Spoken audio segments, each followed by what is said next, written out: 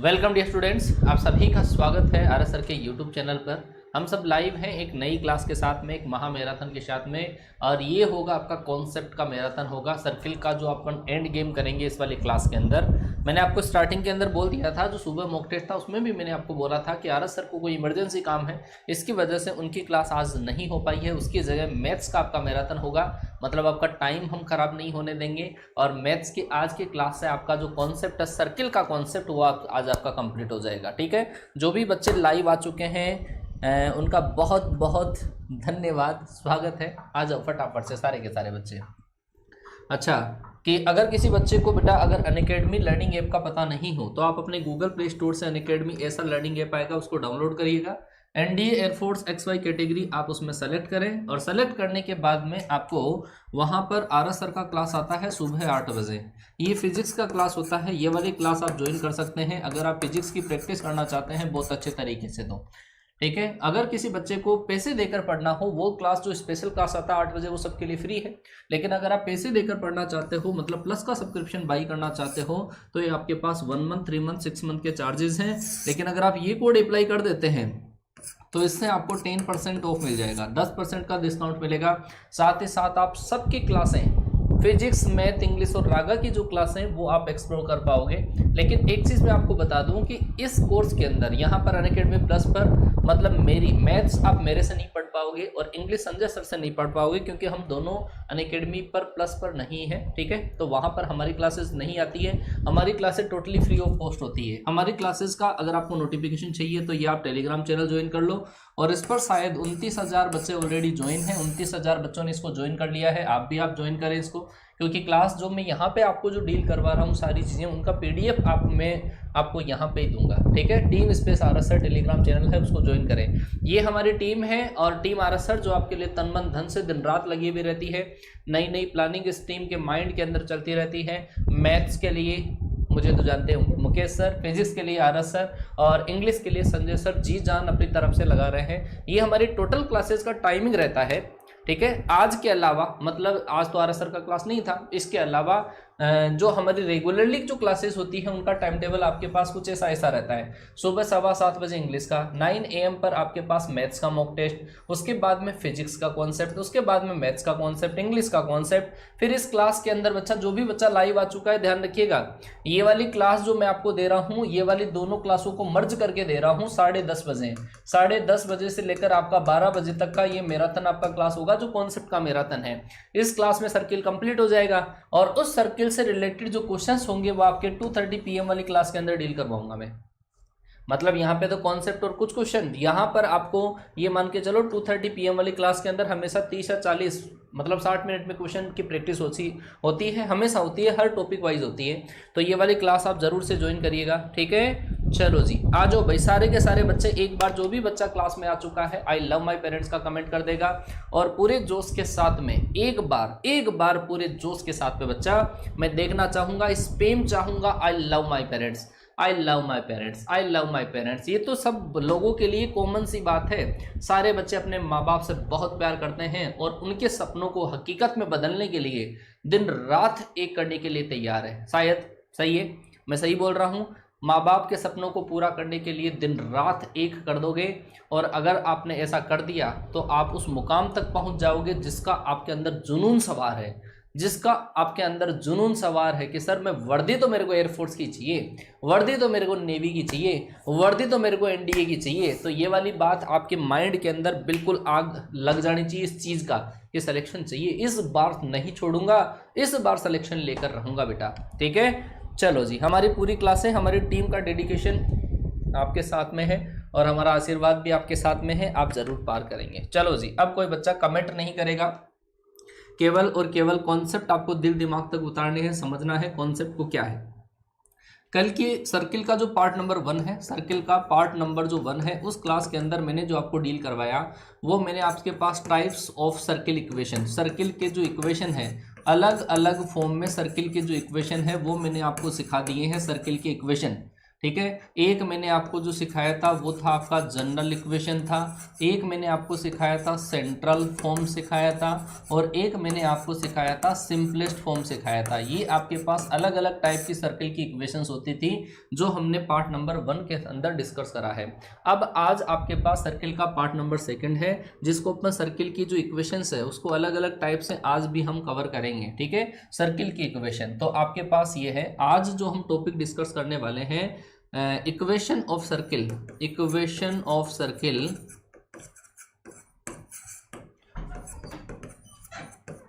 Equation of circle touching to coordinate axis, touching to coordinate axis.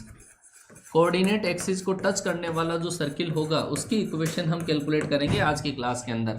अलग अलग type के आपके पास सर्किल होंगे, कई बार सर्किल दोनों एक्सिस को टच करेगा, कई बार आपके पास एक ही एक्सिस को टच करेगा, कई बार दोनों एक्सिस को टच करेगा। तो ऐसे अलग अलग कंडीशन के अंदर हम सर्किल की इक्वेशन कैलकुलेट करेंगे। तो बेटा समझना कि अलग अलग कंडीशन के अंदर निर्देशांक अक्षों को स्पर्श करने वाले वृत्त के समीकरण, इसका मतलब ये है निर्देशांक अक्षों मतलब एक्स अक्ष और वाई अक्ष को या दोनों को स्पर्श करने वाले जो वृत्त के समीकरण होंगे वो आपके पास किस टाइप से होंगे, जिसके अंदर आपके पास पहला जो पॉइंट है, ठीक है, वो आपके पास है touching both axis, touching both axis. मैं आपको नमूना भी बताऊंगा, बस पेशेंस रखना थोड़ा सा।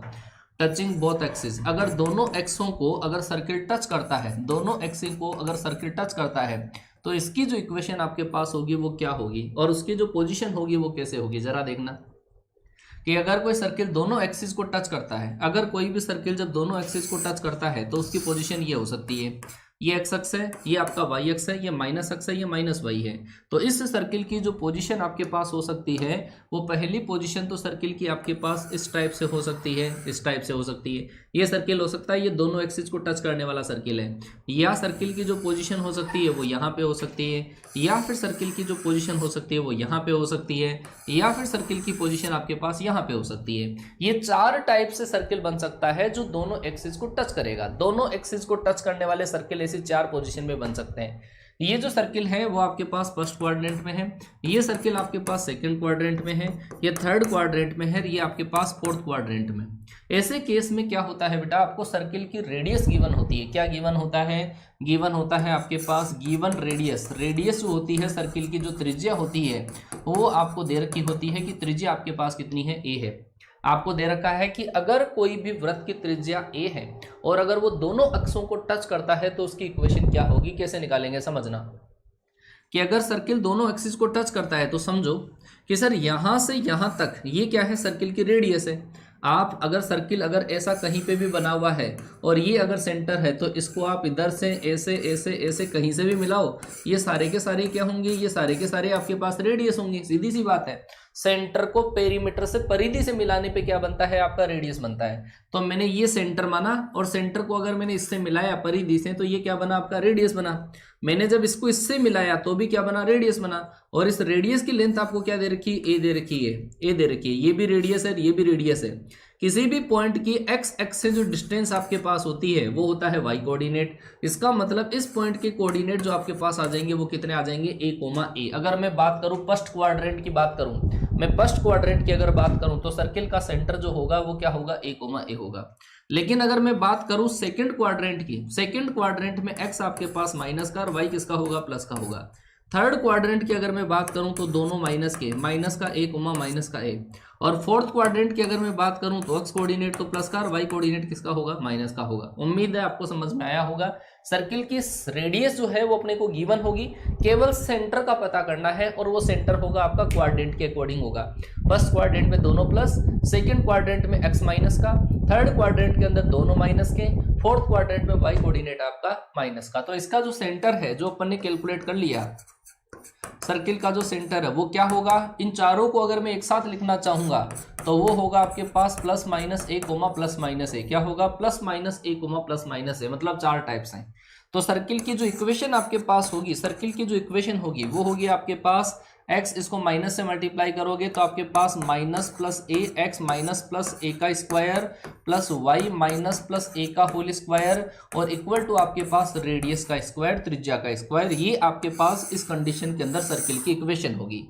बेटा ऐसे क्वेश्चन के अंदर मैं आपको बता दूं कि आपको रेडियस ऑलरेडी गिवन होती है, आपको दे दिया जाएगा कि ऐसे वृत्त का समीकरण ज्ञात करो जिसकी त्रिज्या 10 इकाई है और वो दोनों वृत्तों दोनों अक्षों को स्पर्श करता है, और आपको ये भी दिया हुआ होगा कि कौन से क्वाड्रेंट में आपके पास सर्किल का सेंटर होगा। ठीक है बेटा, है ना बेटा? वॉइस में कोई गड़बड़ नहीं है, फालतू के कमेंट ना करो। और मैं चाहूंगा यार, अगर आपने आई लव माई पेरेंट्स लिखा है, आपके माँ बाप आपसे एक्सपेक्टेशन ये करते हैं कि बच्चा बिना कोई कंप्लेन के अपना सिलेक्शन लेके जाएगा, और जितने आप एक्सक्यूजेस बनाओगे ना तो आपके सिलेक्शन की जो प्रोबेबिलिटी है उतनी कम होती जाएगी। तो मुझे किसी बच्चे को बोलने की जरूरत ही नहीं हो। बेटा किसी को डिस्टर्ब करने के लिए भी ना पढ़ो यहाँ पर। अगर किसी को डिस्टर्ब करना चाहते हो, उसकी बद्दुआएं अगर आपके लगेगी तो बेटा आपका सिलेक्शन कहीं ना कहीं दुआओं से होता है। तो अगर किसी को बद्दुआ लगी, अगर आपने किसी को डिस्टर्ब किया, तो फिर आप देख लेना कि आपका क्या हाल होगा। ठीक है, तो ये आपके पास होगा। रेडियस का मतलब त्रिज्या होता है। दोनों अक्षों को स्पर्श करने वाले वृत्त आपके पास ऐसे होंगे। मैं आपको बताता हूं, है ना, बिल्कुल वॉइस में कोई दिक्कत नहीं है, फालतू के कमेंट मत करो। चलो जी, एक नमूना देखो, इसी के बेस पर एक नमूना आपके पास है। नमूना आपके पास ऐसा है कि रेडियस एक ऐसे सर्किल का आप इक्वेशन कैलकुलेट करो जिसकी रेडियस आपके पास कितनी है, 10 है, और उसका जो सेंटर है वो है आपके पास फोर्थ क्वाड्रेंट में। सेंटर किसके अंदर है? फोर्थ क्वाड्रेंट के अंदर है, और वो दोनों अक्षों को स्पर्श करता है। दोनों अक्षों को स्पर्श करने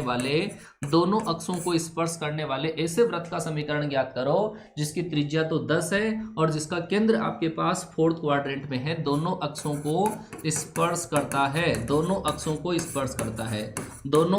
तो स्पर्श करता है, और आपके पास बोथ एक्सिस को टच करता है फोर्थ क्वाड्रेंट में जिसका सेंटर है, और रेडियस आपके पास 10 है। एक एक बच्चा जवाब दे सकता है। सबसे पहले मैं थीम बनाता हूं। इस क्वेश्चन की जो थीम आपके पास होगी वो कैसे होगी कि सर फोर्थ क्वाड्रेंट के अंदर अगर सर्किल आएगा तो वो आपके पास कुछ ऐसा आएगा, सही बात है, और उसका सेंटर आपके पास होगा वो रेडियस के बराबर ही होता है। फोर्थ क्वाड्रेंट के अंदर एक्स कोऑर्डिनेट प्लस का और वाई कोऑर्डिनेट माइनस का होगा, बस इतनी सी गणित है। रेडियस आपके पास दे ही रखी है, तो इसका मतलब आपको रेडियस पता चल गया। रेडियस कितनी है? 10, और इसका सेंटर कितना है कि सर वो है 10, -10, और इक्वेशन लिख देंगे कैसे कि सर x - 10 का होल स्क्वायर प्लस आपके पास y + 10 का होल स्क्वायर और इक्वल टू आपके पास रेडियस का स्क्वायर, त्रिज्या का स्क्वायर, वो कितना है? 10 का स्क्वायर।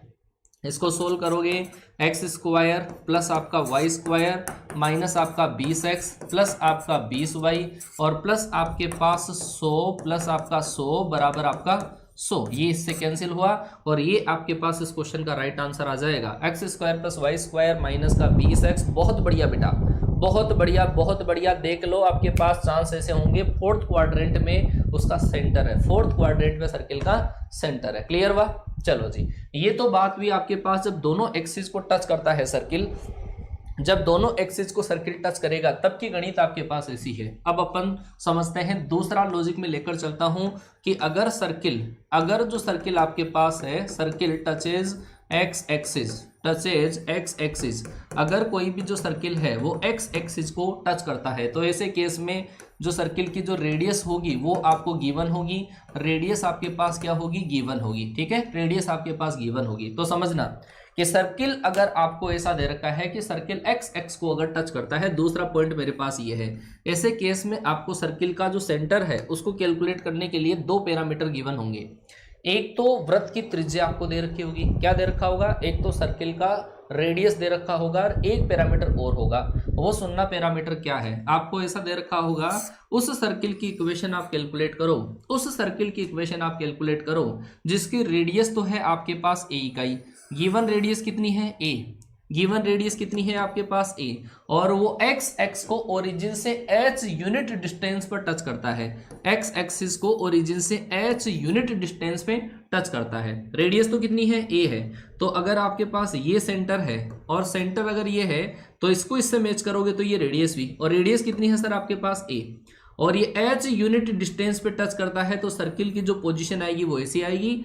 इस कंडीशन में जो सर्किल का सेंटर आएगा वो कितना आएगा आपके पास? h, a आ जाएगा। क्या आ जाएगा? एच कोमा ए, सर्किल का सेंटर आ जाएगा एच कोमा ए। ये एच क्या है कि कितनी यूनिट डिस्टेंस पे ये जो आपके पास सर्किल है वो एक्स एक्सिस को टच करता है, ये आपको दे रखा होगा क्वेश्चन में। 2 पैरामीटर गिवन होंगे। अगर मान लो कि आपको ऐसा दे रखा है तो ऐसे ही केस में जो सर्किल है, सेम केस में जो सर्किल है वो आपका नीचे भी फॉर्म हो सकता है, ऐसे नीचे भी बन सकता है। सेम यहाँ पे अगर आप सेंटर मानोगे तो रेडियस तो आपकी फिक्स है कि यही रहेगी, लेकिन इस केस में सर्किल का जो सेंटर है उसके कोऑर्डिनेट आपके पास एच कोमा माइनस का ए आ जाएगा।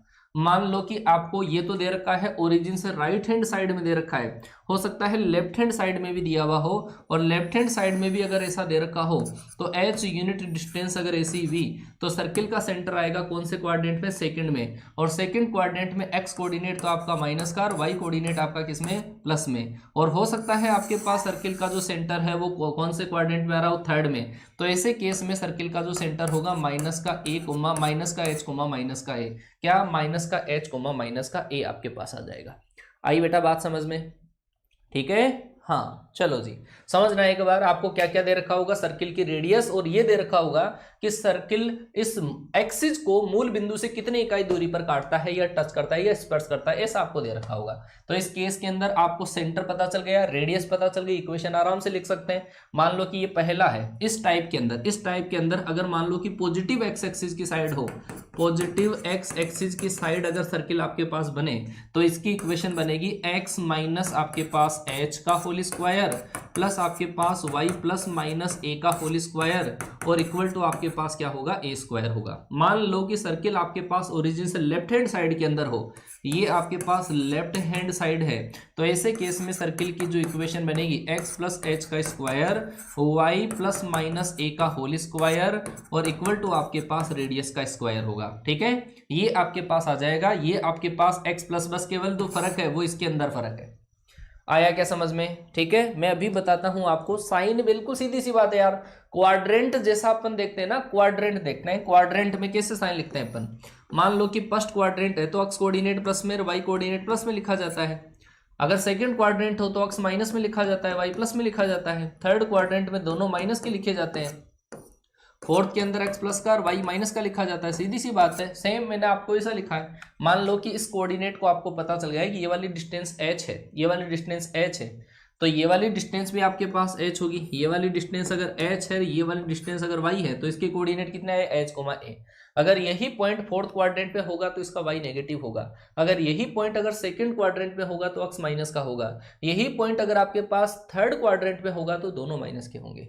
ठीक है, हाँ बिल्कुल बिल्कुल। चलो जी, अब इनके बेस पर एक नमूना देखिएगा। नमूना आपके पास क्या है, मैं क्वेश्चन लिख देता हूं, उसके बाद में जो प्रैक्टिस सेशन आपका 2:30 PM वाली क्लास के अंदर होगा उसके अंदर रिटर्न क्वेश्चन आपको मिल जाएंगे। आपको ऐसा दे रखा है, एक सर्किल की जो रेडियस है, एक सर्किल की जो रेडियस है वो आपके पास दे रखी है 3 यूनिट दे रखी है। एक सर्किल की जो रेडियस है वो आपके पास है 3 यूनिट एंड जो सर्किल है, एंड जो सर्किल आपके पास जो वृत्त है वो एक्स एक्सिस को मूल बिंदु के बाईं तरफ, मूल बिंदु के लेफ्ट साइड में, मतलब ओरिजिन के लेफ्ट हैंड साइड के अंदर, लेफ्ट साइड पर, ओरिजिन के लेफ्ट साइड पर 4 यूनिट डिस्टेंस पर टच करता है। एक्स एक्सिस को ओरिजिन के लेफ्ट हैंड साइड में 4 यूनिट डिस्टेंस पर टच करता है ना। तो बताओ इसकी इक्वेशन आपके पास क्या होगी, बोलो फटाफट से। समझ में आया होगा। सबसे मेन बात तो यह है कि आप पहले मेरे को कमेंट करके बताइएगा, कमेंट करके बताओ कि सर्किल का सेंटर क्या आएगा, इस फॉर्म में सर्किल का सेंटर क्या आएगा। समझो पहले बात को।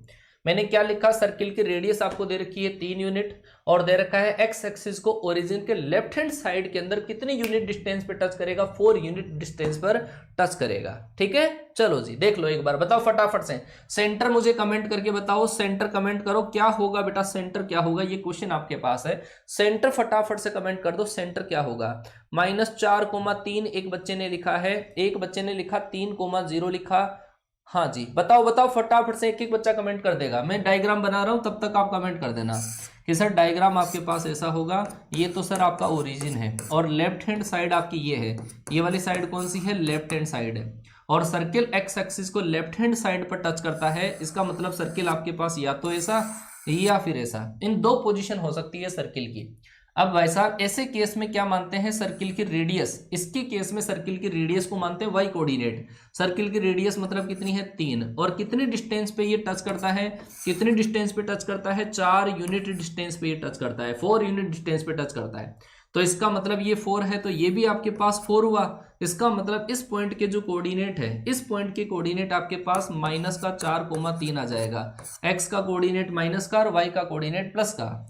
इसके केस में आपके पास जो आएगा नीचे अगर बनता है तो इसका मतलब -3 और -4 और -3 ऐसा। इसका मतलब बेटा जो आपने आंसर दिया, आपका जो आंसर आना चाहिए था वो आपका ऐसा आना चाहिए -4, +-3, ये आपका आंसर आना चाहिए था। -4, +-3 ये आपका आंसर आना चाहिए था इस केस के अंदर। ठीक है, इक्वेशन में बना देता हूँ। इक्वेशन आपकी कैसे बनेगी कि सर इक्वेशन बनेगी x + 4 का होल स्क्वायर प्लस आपका y -+3 का होल स्क्वायर और इक्वल टू रेडियस का स्क्वायर। रेडियस कितनी है 3 का स्क्वायर। ये आपके पास सर्किल की इक्वेशन आएगी, इस फॉर्म में इक्वेशन आएगी। बोलो आया क्या समझ में? इतना समझ में आया कि नहीं आया बताओ फटाफट से। अगर मान लो कि y एक्सिस को टच करता है, लेफ्ट हैंड साइड में टच करता है तो इधर चला गया ना, तो इधर आपके पास x किसका होगा, माइनस का होगा। दोनों दो x आपके पास है माइनस के, ऊपर y प्लस का, नीचे आपके पास y माइनस का। क्लियर हुआ? आया? चलो जी, बहुत ही बढ़िया बात है। इतना आपके समझ में आ गया। आप स्क्रीनशॉट ले लीजिएगा इसका, नहीं तो आपको पीडीएफ दे दूंगा मैं, है ना, उसके आप आराम से कर पाओगे। चलो जी, तीसरे लॉजिक पर चलते हैं। इसी का जो थर्ड लॉजिक आपके पास है उसके ऊपर चलते हैं। थर्ड लॉजिक आपके पास है मतलब थोड़ा सा उल्टा है। मतलब अब जो आपके पास सर्किल है ना, सर्किल जो आपके पास होगा touches to y axis, circle touches y axis. अगर मान लो कि सर्किल y एक्सिस को टच करता है, अगर सर्किल y एक्सिस को टच करता है तो ऐसे के केस में आपको गिवन जो होगा वो क्या होगा, रेडियस गिवन होगा। रेडियस जो आपके पास होगा, त्रिज्या जो होगी वो आपको दे दी जाएगी, और एक कितने डिस्टेंस पर ये y एक्सिस को टच करता है ये भी आपको दिया जाएगा। कितने डिस्टेंस पर y एक्सिस को टच करता है वो दिया जाएगा, और आपको रेडियस गिवन होगी। तो ऐसे केस में जो आपके पास सर्किल बनेंगे वो सर्किल आपके पास कुछ ऐसे ऐसे बनेंगे। y एक्सिस को टच करता है तो या तो ऐसा सर्किल, या फिर आपके पास ऐसा सर्किल, या फिर आपके पास ऐसा सर्किल, और या फिर आपके पास ऐसा सर्किल। आपको सर्किल की जो रेडियस है वो गिवन है, वो क्या है आपके पास a है। सर्किल की जो रेडियस है वो गिवन है, वो क्या है a है। और आपको कितने डिस्टेंस पर ये टच करता है वो भी गिवन है। आपको बता रखा है कि ये जो डिस्टेंस है वो है k डिस्टेंस पर ये क्या करता है, y एक्सिस को टच करता है। k डिस्टेंस पर ये y एक्सिस को क्या करता है, टच करता है। तो ऐसे केस में हम सर्किल की सबसे पहले तो सेंटर पता करेंगे कि सर ये वाली डिस्टेंस अगर आपके पास k है और इसकी रेडियस अगर आपने क्या दे रखी है, a दे रखी है, तो ऐसे केस में सर्किल का जो सेंटर आएगा वो आएगा आपके पास क्या, a, k। क्या आएगा, a, k आ जाएगा। सर्किल का सेंटर आया a, k। दूसरा आपके पास इस सर्किल का जो सेंटर आएगा वो क्या आएगा आपके पास, माइनस का a, k आ जाएगा। क्या आ जाएगा, माइनस का a, k। थर्ड केस के अंदर आपके पास इसका सेंटर आएगा माइनस का a, माइनस का k। और इस केस में जो सर्किल का सेंटर आएगा आपके पास वो आएगा a तो प्लस का आएगा और k आपके पास माइनस का आएगा। बोलो आया क्या समझ में?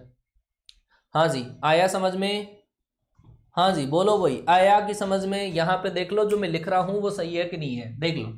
ठीक है कि k डिस्टेंस पर ये टच करता है, तो ऐसी कंडीशन के अंदर सर्किल का जो सेंटर बनता है, इस सेंटर जो सर्किल का आपके पास बनेगा, जैसे ऊपर वाले की केस में अगर मैं लिखूं तो आपके पास देखो a तो प्लस माइनस का होगा और k भी आपके पास प्लस माइनस का। ये आपको दे रखा होगा मूल बिंदु से ऊपर की तरफ टच करे तो ये वाला केस, नीचे की तरफ टच करे तो आपके पास ये वाला केस आपको लेना है। तो ऐसे केस में सर्किल का सेंटर रेडियस अपने को पता चल गया। ठीक है, चलो जी अब मैं आपको एक इसका नमूना दिखाता हूं कि इसका नमूना देख लो ताकि आप क्वेश्चन आराम से कर पाओ, आराम से आप क्वेश्चन कर पाओ वो देख लो। एक सर्किल जो है उस सर्किल की जो रेडियस है, मतलब जो त्रिज्या है, इस सर्किल की जो रेडियस है वो तो आपको दे रखी है 5 इकाई, 5 यूनिट सर्किल की रेडियस है। और आपको ऐसा दे रखा है मूल बिंदु से y एक्सिस को मूल बिंदु ओरिजिन के, मूल बिंदु के ऊपर की तरफ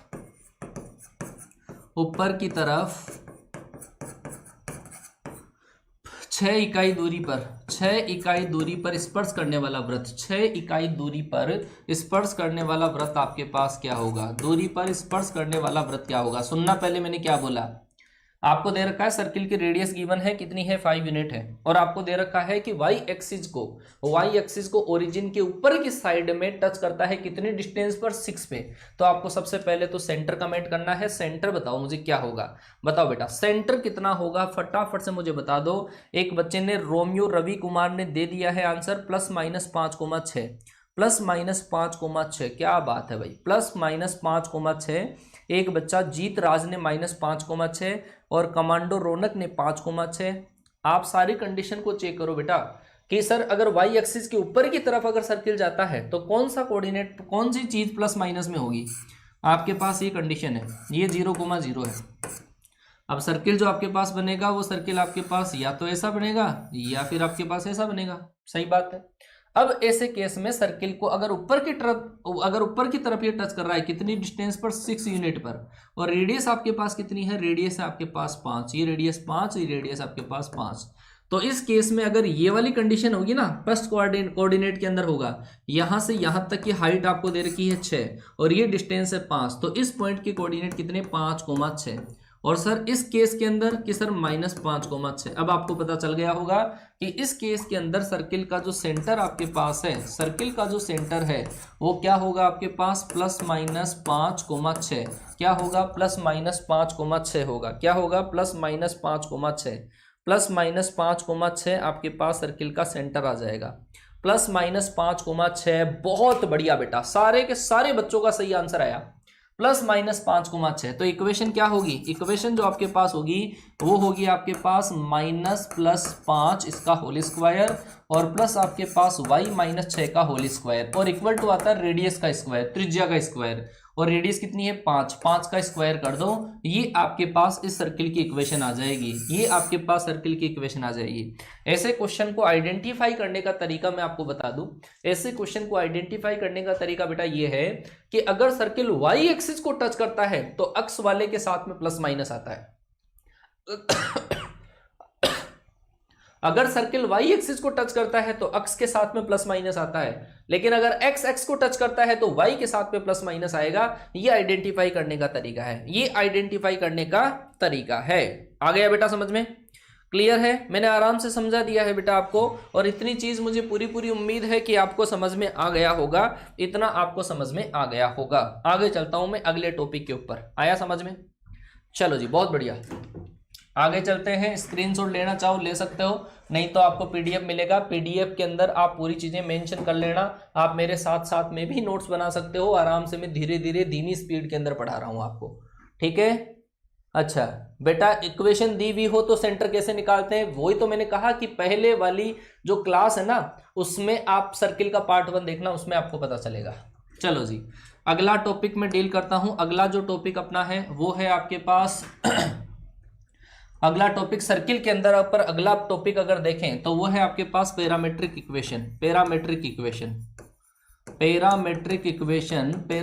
इक्वेशन आपके पास क्या होती है? पैरामेट्रिक का मतलब होता है प्राचलिक समीकरणें। सर्किल की जो प्राचलिक समीकरण होती है वो क्या होती है, जरा देख लेते हैं कि सर सर्किल के ऊपर अगर मान लो कि कोई पॉइंट आपके पास दे रखा हो, ये आपके पास सर्किल है, और इस सर्किल के अंदर मान लो कि इस कंडीशन के अंदर जो सर्किल आपके पास है ये सर्किल है, और इस सर्किल पर थीटा डिग्री एंगल पर अगर कोई पॉइंट होगा तो इस पॉइंट के कोऑर्डिनेट अपन कैसे कैलकुलेट कर पाओगे, ये मेरा मुद्दा है ना? तो इस सर्किल की जो पैरामेट्रिक इक्वेशन होगी, जैसे आपको सर्किल दे रखा है x² + y² बराबर आपको दे रखा है a², x² + y² बराबर क्या दे रखा है a²। तो ऐसे केस में आपके पास x के बराबर तो क्या होता है a cos थीटा, और y के बराबर जो आपके पास होता है वो क्या होता है a sin थीटा, और इनको ही अपन क्या बोलते हैं पैरामेट्रिक इक्वेशन, प्राचलिक समीकरण इनको बोला जाता है। एक ऐसा पॉइंट जो सर्किल की इक्वेशन को सेटिस्फाई कर दे वो पैरामेट्रिक इक्वेशन है। थीटा डिग्री पर अगर कोई पॉइंट आपको लेना हो तो आप इस तरीके से ले लेंगे a cos theta a sin theta, लेकिन आपको जो लो लेवल के क्वेश्चन नहीं आएंगे, आपको डायरेक्ट जो दिया हुआ होगा वो ये दिया हुआ होगा पैरामेट्रिक इक्वेशन क्या होगी, तो आप सेटिस्फाई करवा के भी चेक कर सकते हैं। दूसरा, एक तो आपके पास जब सर्किल का जो सेंटर है अगर ओरिजिन पे हो तो ऐसे निकाल लो। दूसरा, अगर आपके पास सर्किल की इक्वेशन ऐसी हो एक्स माइनस एच का स्क्वायर, वाई माइनस के का होल स्क्वायर और इक्वल टू अगर आपके पास दे रखा हो आर स्क्वायर। अगर आपके पास सर्किल की इक्वेशन ऐसी हो तो ऐसे केस में क्या करते हैं, ये जो आपके पास ब्रैकेट होता है ना ये वाला, क्या कि सर एक्स माइनस एच इसके बराबर तो रखा जाता है आर कोस थीटा। ये वाला जो ब्रैकेट होता है वाई वाला, क्या वाई माइनस के बराबर इसके बराबर रखा जाता है आर साइन थीटा। तो यहां से एक्स और वाई की वैल्यू निकाल लो, तो एक्स के बराबर क्या होगा h plus r cos theta और y के बराबर आपके पास क्या होगा k plus r sine theta. तो ये जो आपके पास इक्वेशन होती है ये होती है पैरामीट्रिक इक्वेशन। किस फॉर्म में, जब आपके पास सर्किल ऐसा लिखा हुआ हो, सर्किल अगर ऐसा लिखा हुआ हो तो पैरामीट्रिक इक्वेशन आपके पास ऐसी होगी। क्लियर हुआ? क्लियर हुआ बेटा? क्लियर हो चुका होगा। बिल्कुल सीधी सीधी गणित है, इनके बेस पर नमूने दिखाता हूं, नमूने देखो क्या आपके पास इसके नमूने होंगे। सीधी सी गणित है। अगर आपको जब सेंटर 0 0 दे रखा हो तो डायरेक्टली ए साइन थीटा ए कोस थीटा, लेकिन सेंटर अगर कोई दूसरा आ जाए तो सेंटर का कोऑर्डिनेट यहाँ पे माइनस है तो प्लस कर दो और प्लस है तो माइनस कर दो। ये वाली चीज आपके समझ में आ गई होगी। चलो देखते हैं इनके बेस पर नमूने देखो और आप कमेंट कर सकते हैं कि आपके पास इसकी पैरामीट्रिक इक्वेशन क्या होगी। पहला सवाल मेरा, पहला सवाल आपसे, और वो सवाल आपके पास ऐसा है ऐसा लिखा हुआ है sir x square plus y square बराबर आपके पास लिखा हुआ है 25, ऐसा लिखा हुआ है। बताओ पैरामीट्रिक इक्वेशन क्या होगी। ये दूसरा क्वेश्चन आपके लिए, दूसरा क्वेश्चन इस तरीके से है कि सर x माइनस 2 का होल स्क्वायर, x माइनस 2 का होल स्क्वायर और y प्लस 3 का होल स्क्वायर और इक्वल टू सर आपके पास है क्या 16। ये आपके पास दूसरा क्वेश्चन है।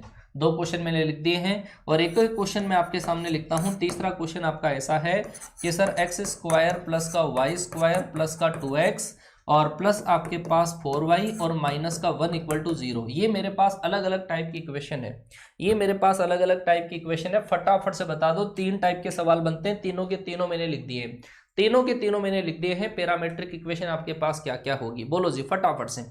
पैरामीट्रिक इक्वेशन क्या क्या होगी सर? इसके केस में आपने बिल्कुल आसान तरीका बता दिया कि इसके केस में कोई झंझट ही नहीं है, झंझट ही नहीं है। एक्स के बराबर तो सर क्या मानते हैं ए, और ए क्या होती है रेडियस। रेडियस कितनी है यहाँ पर सर ये ए स्क्वायर के बराबर होता है ना, ए स्क्वायर के बराबर होता है 25, तो ए बराबर कितना 5। इसका मतलब सर एक्स बराबर 5 कोस थीटा और वाई के बराबर आपके पास कितना आ जाएगा 5 साइन थीटा। क्या आ जाएगा 5 कोस थीटा और 5 साइन थीटा।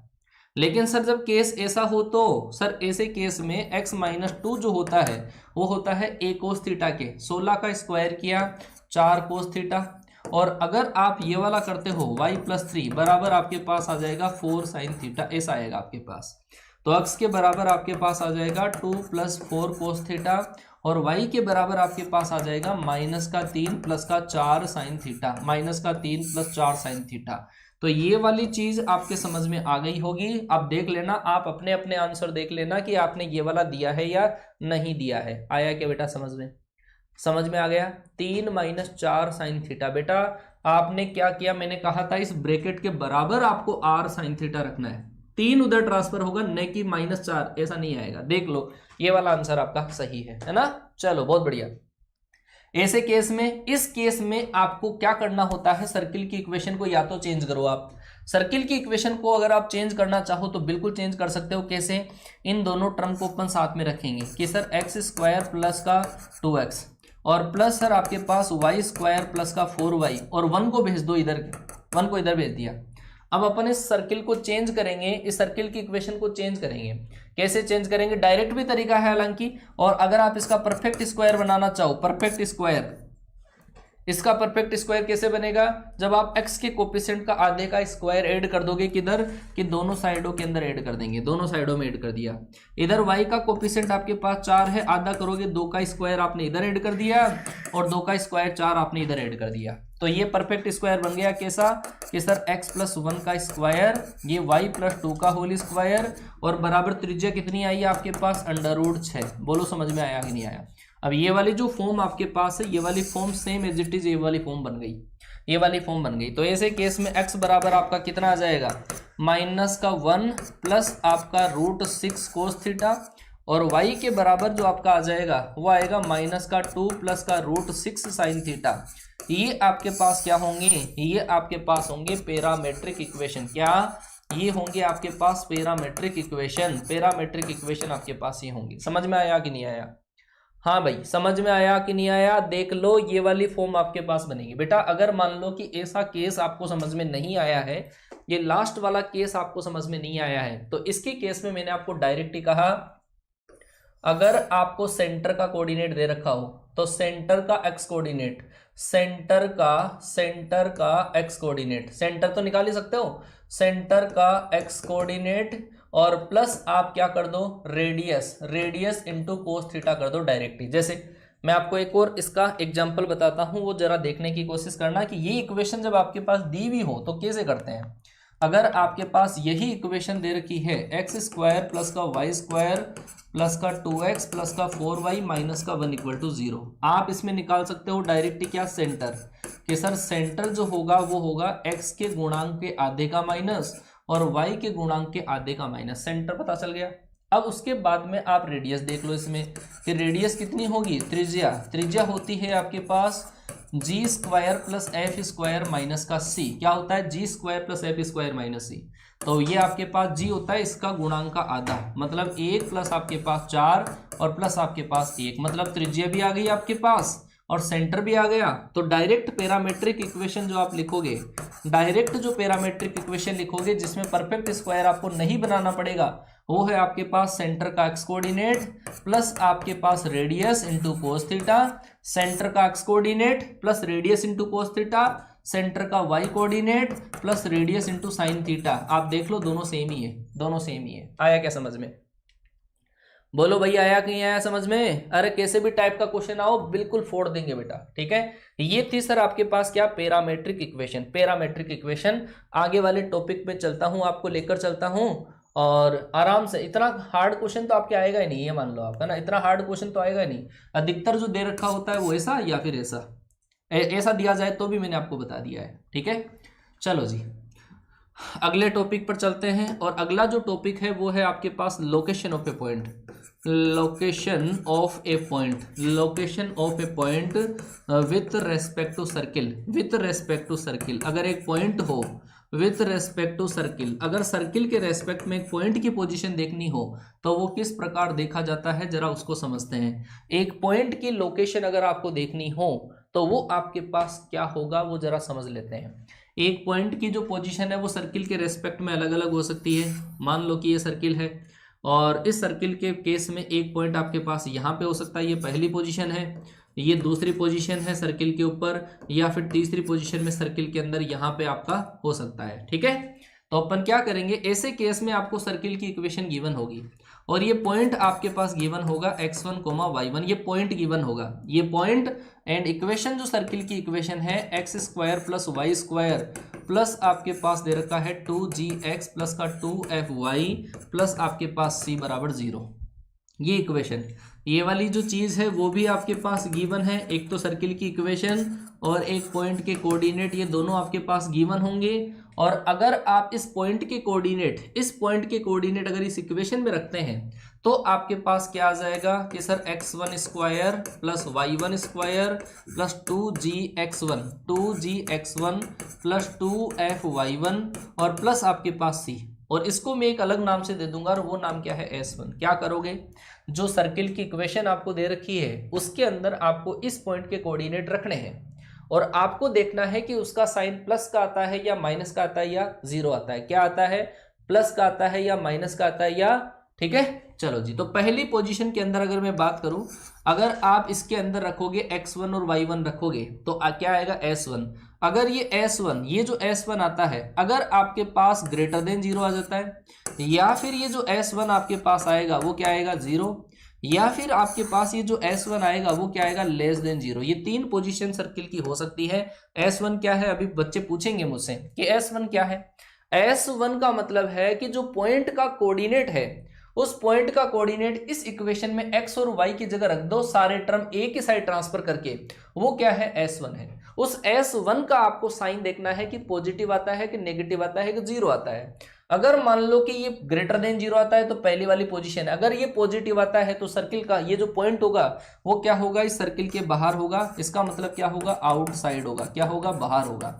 दूसरी पोजीशन के अंदर जो सर्कल होगा, जो पॉइंट होगा वो होगा ऑन द सर्किल, सर्किल के ऊपर होगा, ऑन द सर्किल होगा। तीसरी कंडीशन के अंदर जो पॉइंट होगा वो आपके पास क्या होगा, इनसाइड द सर्किल, अंदर की तरफ होगा, अंदर की तरफ आपके पास पॉइंट होगा। ठीक है, इतनी चीजें समझ में आ गई होगी। बस बच्चों को यही समझ में नहीं आता कि S1 क्या है, और S1 बिल्कुल सिंपल सी गणित है। जो पॉइंट के कोऑर्डिनेट है अगर वो इस इक्वेशन में x और y की जगह रखते हैं तो आता है S1, लेकिन सारे ही टर्म एक साइड ही ट्रांसफर होने चाहिए, उसके बाद में चेक करते हैं बेटा। ठीक है, चलो जी, बिल्कुल बिल्कुल। अब मैं इसके बेस पर एक नमूना दिखाता हूं आपको, नमूना देखिएगा और अपने नोट्सों के अंदर मेंशन कर सकते हो, स्क्रीनशॉट लेना चाहो आपकी इच्छा है, नहीं तो आपको पीडीएफ मिलेगा, उस पीडीएफ के अंदर से सारी चीजें आप नोट कर लेना। चलो जी, देखते हैं एक नमूना। देखो, आपको अलग अलग पॉइंटों की लोकेशन देखनी है सर्किल के रेस्पेक्ट में। आपको ये सर्किल की इक्वेशन दे रखी है sir, x square plus y square और बराबर आपके पास दे रखा है 25। ठीक है, x square plus y square बराबर 25। सबसे पहली बात आपके पास 3, -4 की पोजीशन बताओ कहाँ पे होगी। दूसरी चीज अगर मैं आपसे कहूं कि 5, -6 इसकी पोजीशन बताओ कहाँ पे होगी। तीसरी पोजीशन में आपको बताता हूं कि तीसरी पोजीशन आपके पास -2, बताओ भाई, तीनों पॉइंटों की पोजीशन बताओ। पहला नमूना आपके पास है, पहला नमूना मैंने आपको दे दिया है। दूसरा नमूना और लिख देता हूं आपके सामने, फटाफट से कैलकुलेट करके रिप्लाई जरूर करना कमेंट बॉक्स में।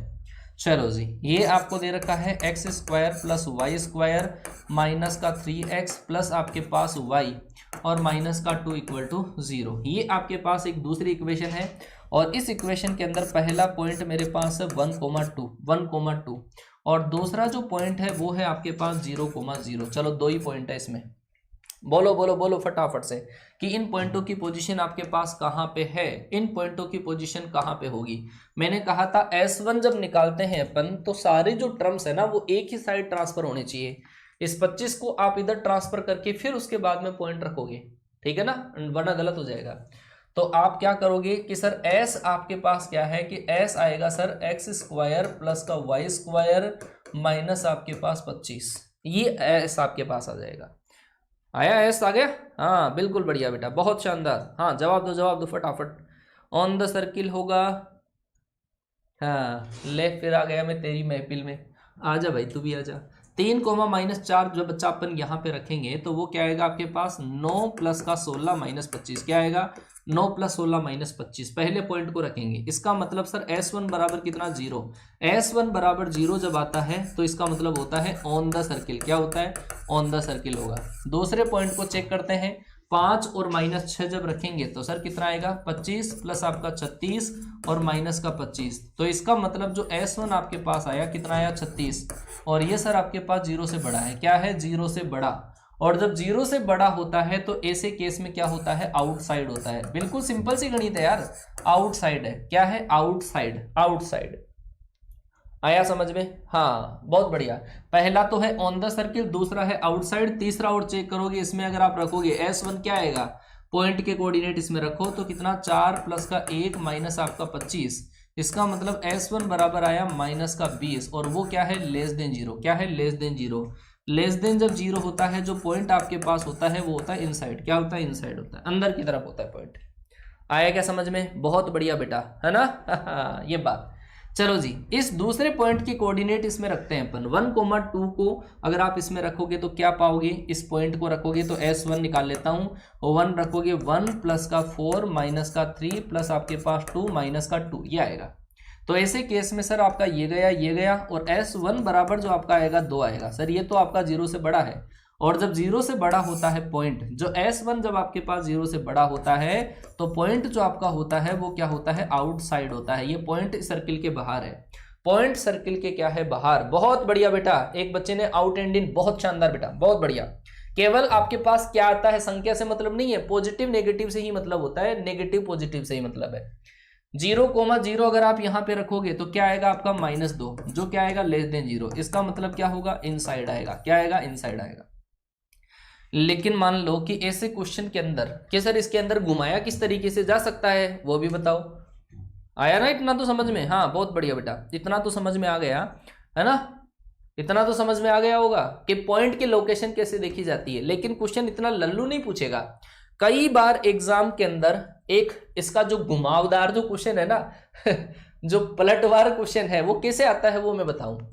एक इससे जो क्वेश्चन बनता है वो ऐसा बनता है, मान लो कि अगर सर्किल के ऊपर पॉइंट जो आपके पास हो, उन पॉइंटों की पोजीशन होती है 3 टाइप से। कहाँ कि सर आउटसाइड होगा तो यहाँ पे, और अगर सर्किल के ऊपर होगा तो यहाँ पे, और सर इनसाइड होगा तो यहाँ पे। ऐसा पॉइंट की लोकेशन तो पता करना बिल्कुल आसान है, लेकिन क्वेश्चन ऐसा पूछेगा, नंबर ऑफ टेंजेंट का क्वेश्चन पूछेगा। क्या पूछेगा? Number of tangent. आपको एक पॉइंट दे देगा, एक सर्किल दे देगा, और आपको ऐसा पूछेगा कि इससे वृत्त पर कितनी स्पर्श रेखाएं खींची जा सकती है। नंबर ऑफ टेंजेंट्स की कितनी स्पर्श रेखाएं खींची जा सकती है। तो 3 पॉइंटों की पोजीशन है आपके पास। आप क्या करोगे कि अगर सर्किल, ये पॉइंट अगर बाहर आ जाए, तो कितनी स्पर्श रेखाएं, कितनी टेंजेंट? 2 टेंजेंट। कि सर अगर पॉइंट सर्किल के ऊपर हो तो कितनी टेंजेंट? 1। अगर सर पॉइंट सर्किल के अंदर हो तो उसके केस में आपके पास 0 टेंजेंट। तो ये आपका जवाब होना चाहिए। इतना आपको समझ में आना चाहिए कि पॉइंट की लोकेशन को देखकर अपन नंबर ऑफ टेंजेंट बता सकते हैं कि कितनी स्पर्श रेखाएं। और आपको ऐसा ही क्वेश्चन पूछा जा सकता है कि इस पॉइंट से वृत्त पर कितनी स्पर्श रेखाएं खींची जा सकती है, कितनी स्पर्श रेखाएं खींची जा सकती है, ऐसा सवाल इसका बनता है। चलो जी, एक नमूना पेश करता हूं आपके सामने, ताजा तरीन नमूना है, और इस नमूने के अंदर आप बताइएगा कि एक पॉइंट है आपके पास, एक पॉइंट के कोऑर्डिनेट है, पॉइंट के कोऑर्डिनेट है आपके पास 5, -6, 5, -6 से एक सर्किल दे रखा है x² + y² बराबर आपके पास 36, x² + y² बराबर 36 पर कितनी टेंजेंट खींची जा सकती है? बताओ कितनी टेंजेंट खींची जा सकती है? कितनी टेंजेंट? टेंजेंट का मतलब स्पर्श रेखा। कितनी स्पर्श रेखा खींची जा सकती है? बोलो जी, फटाफट से बोलो, कितनी स्पर्श रेखा खींची जा सकती है? बोलो जी। 5, -6 से। ओहो क्या बात है। एक एक बच्चा, मैं कमेंट देखना चाहूंगा एक एक बच्चे का। मैंने बिल्कुल आसान तरीके से समझा दिया सर, बिल्कुल मारवाड़ी लैंग्वेज के अंदर बिल्कुल आसान तरीके से मैंने आपको समझा दिया है ना? हाँ बताओ। मतलब अगर कोई बाहर हो तो बार बार मिल सकता है, बार बार फोन कर सकता है। पॉइंट अगर बाहर हो तो बार बार मुलाकात हो सकती है। बिल्कुल सीधा खड़ा आ गया तो एक बार, और जब घर के अंदर ही आ गया तो फोन करने की क्या जरूरत है? समझ गए ना बेटा? अरे घर के अंदर ही आ गया, तो फोन करने की जरूरत नहीं है। कुंदी ना खड़काओ राजा। चलो जी, तो ये वाली बात है आपके पास। 5, -6 जब आप यहाँ पे रखोगे तो S1 जो आपके पास आएगा वो आएगा 25 प्लस आपका 36 और बराबर 36 है कैंसिल। इसका मतलब सर ये जो आएगा वो पॉजिटिव आएगा, और पॉजिटिव आया तो मतलब ये पॉइंट से सर्किल के बाहर है, और सर्किल के बाहर वाले पॉइंट से कितनी टेंजेंट? 2 टेंजेंट ड्रॉ की जा सकती है, 2 टेंजेंट ड्रॉ की जा सकती है। चलो जी, बहुत बढ़िया है।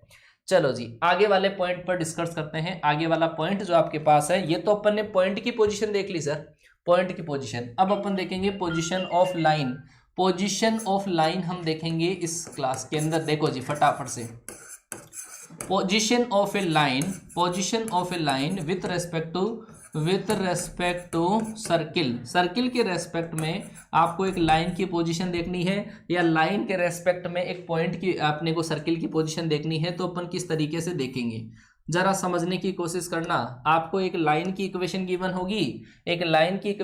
होगी, और एक सर्किल की इक्वेशन गिवन होगी। आपको क्या पूछा जाएगा? आपको पूछा जाएगा कि ये लाइन की पोजीशन क्या क्या है, इस लाइन की क्या क्या पोजीशन है, सर्किल को टच करेगी, बाहर से जाएगी, किसके दिल से अंदर से होकर गुजरेगी, कैसे कैसे गुजरेगी।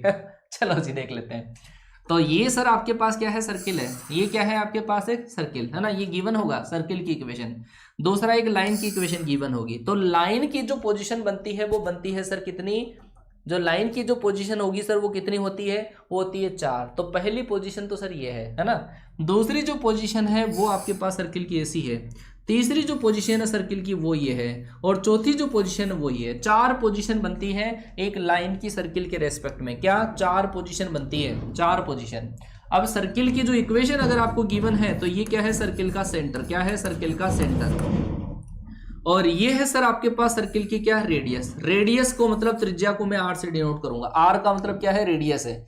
r का मतलब क्या है? रेडियस। तो इसके अंदर 2 चीजें कैलकुलेट किया जाता है। 2 चीजें क्या कि सर एक तो ये जो सेंटर ना, इस सेंटर से इस सर्किल, इस लाइन के ऊपर परपेंडिकुलर डिस्टेंस निकालते हैं, जिसको क्या बोला जाता है? p। और कैसे निकालते हैं? अगर मान लो कि आपको एक लाइन दे रखी है, इस लाइन की इक्वेशन ये है ए एक्स प्लस का बी वाई प्लस का सी, और एक पॉइंट अगर आपको दे रखा है x1 y1, तो ये जो परपेंडिकुलर डिस्टेंस निकालते हैं यहां से यहां तक की दूरी जो निकालते हैं p, वो जो आपका होता है वो होता है आपका ए एक्स वन प्लस का बी वाई वन प्लस आपका सी बट्टे under root a square plus b square, a x one plus b y one plus c बट्टे under root a square b square. ये आपके पास perpendicular length होती है, लंब की लंबाई होती है। एक तो ये निकालोगे और एक क्या निकालोगे, रेडियस। अगर मान लो कि ये लाइन की पोजीशन अगर आपके पास यहां पे है तो इस लाइन को क्या बोला जाएगा, आउटसाइड। क्या बोला जाएगा, आउटसाइड, बाहर से ही होकर गुजरेगी, और बाहर से होकर गुजरेगी तो इस केस के अंदर सर चक्कर क्या होगा, आप देख सकते हो P में से R में से बड़ा कौन सा है, आप कहोगे कि सर P की जो लेंथ है वो आपके पास R से बड़ी है, P की जो लेंथ है वो आपके पास R से बड़ी है। दूसरी जो केस है आपके पास वो है सर आपके पास टेंजेंट, क्या, स्पर्श रेखा। और स्पर्श रेखा के केस में अगर मैं आपसे पूछूं कि स्पर्श रेखा के केस में क्या होगा बताओ, तो सर स्पर्श रेखा के केस में जो आपके पास लंब की लंबाई होगी वो इतनी और रेडियस आपके पास इतनी, इसका मतलब सर दोनों बराबर, दोनों बराबर, तो आपके पास P बराबर क्या होगा, R होगा। क्या होगा, P बराबर R होगा। P बराबर R का केस होता है टेंजेंट का केस। अगर मैं ये वाला केस देखूं, ये वाला केस, तो परपेंडिकुलर तो होगा सर इतना, परपेंडिकुलर तो इतना, रेडियस कितनी, इतनी, तो इसका मतलब बड़ा कौन सा, इसका मतलब सर रेडियस जब आपके पास बड़ी हो जाए तो लाइन आपके पास इंटरसेक्टिंग लाइन होगी। क्या होगी, इंटरसेक्टिंग। इंटरसेक्टिंग का मतलब होता है प्रतिछेदन रेखा, इसको बोल सकते हैं एक अलग नाम से कोड। कोड का मतलब जीवा, ये आपके पास क्या बनेगी, जीवा, कोड। और पहला जो केस है आपके पास वो है दिल से गुजरने वाला, दिल से गुजर गई, सर्किल के दिल से गुजर गई, हाय हाय दिल से गुजर गई भाई, ये दिल से गुजर गई। और दिल से गुजरने वाली जो लाइन होती है वो होता है डायमीटर। सर इसके केस में परपेंडिकुलर लेंथ कितनी आ जाती है, 0, और क्योंकि उसी पॉइंट से गुजर गई, इसका मतलब इस केस के अंदर क्या बनेगा सर, इस केस के अंदर आपका डायमीटर बनेगा। डायमीटर का मतलब होता है व्यास, ये बनेगा आपका व्यास। जब कोई भी लाइन दिल से गुजर जाए तो उसका मतलब उससे शादी हो जाती है सर, है ना। अरे जो दिल से गुजरी गई इसका मतलब उससे शादी, पति, हस्बैंड या फिर वाइफ। लो बोलो, अरे इतना समझ में आया कि नहीं आया। P बराबर 0, P बराबर 0, देख लो, है आया समझ में बेटा। जब P बराबर 0 आ जाए या P लेस देन 0, ये सारी कंडीशन आपको याद रहनी चाहिए, और बिल्कुल याद रखने की जरूरत नहीं है, आप ड्रॉ करके भी देख सकते हो कि किसकी लेंथ ज्यादा है किसकी लेंथ कम है। आ गई बात समझ में बेटा। इसमें रिपीट करने की कोई चीज नहीं है। रेडियस आपको निकालना आता है क्योंकि पहली क्लास में आपको रेडियस मैंने कैलकुलेट करना सिखाया है सर्किल के पार्ट 1 में, और परपेंडिकुलर डिस्टेंस का मैंने फॉर्मूला लिख दिया कैसे निकालते हैं। अभी बताता हूं आपको और कैसे निकाला जाता है, और फिर आपको कंपेरिजन करना होता है, और कंपेरिजन अपन इस तरीके से करेंगे। आया समझ में, बोलो ठीक है। लेंथ ऑफ कॉर्ड भी बताऊंगा, थोड़ा सा थावस रख ले भाई मेरे, थोड़ा सा बी पेशेंस, पेशेंस रखो, सब बताऊंगा, एक भी नहीं छोड़ूंगा। चलो जी, तो अपन लाइन की पोजीशन देख लेते हैं एक बार। चलो एक नमूना आपके सामने पेश करता हूं, जीता जागता नमूना है ये, जीता जागता नमूना। सर ये आपके पास सर्किल की इक्वेशन है, x square plus y square बराबर आपके पास कितनी है, 25। X square plus y square बराबर आपके पास है 25, और एक आपको दे रखा है sir 3x plus 4y minus का 25, ऐसा दे रखा है 3x प्लस 4y माइनस 25। तो आपको ये बताना है इस लाइन का, पहली लाइन लिखी है मैंने, ये पहली लाइन आपके पास लिखी है। दूसरी लाइन में आपके सामने और लिखता हूं, दूसरी लाइन सर आपके पास है 12x प्लस आपके पास 12x प्लस का 5y और माइनस 69 आपके पास है ना, माइनस 69 बराबर 0।